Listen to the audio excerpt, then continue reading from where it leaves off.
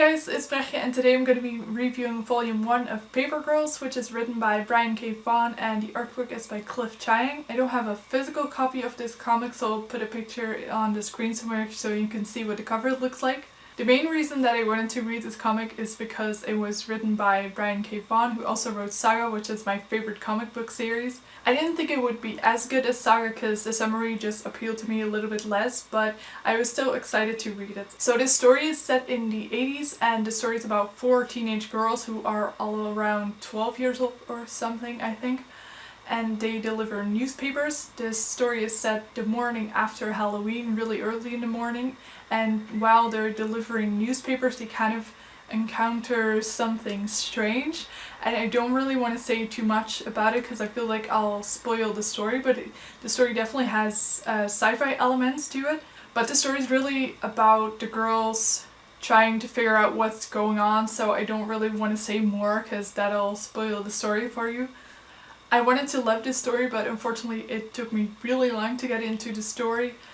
I kind of felt like not a lot was going on, or maybe a lot of stuff was going on, but it didn't really change anything to the situation of the girls, so it kind of felt like not a lot was going on. What I liked a lot about Saga was that the story is told from a lot of different perspectives, so you get introduced to all the different problems that different characters are facing, and that really made it feel like a lot was going on, and it really added a lot of depth to the story. But with this story that wasn't really the case.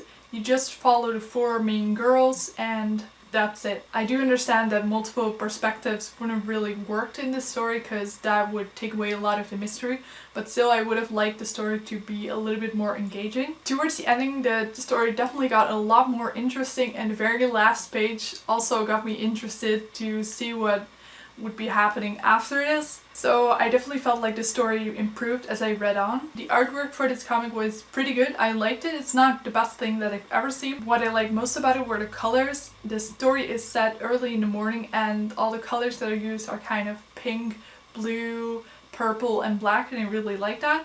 I thought the comments that the teenagers made were really enjoyable, but I would have liked to see a little bit more backstory because I wasn't really able to tell all the characters apart besides their name. I didn't really learn anything besides what they're called.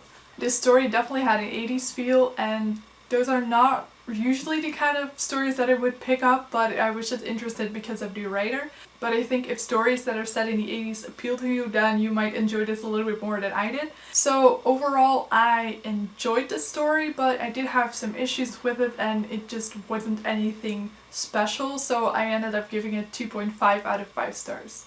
If you've read Paper Girls, let me know your thoughts in the comments down below and I'll see you next time. Bye!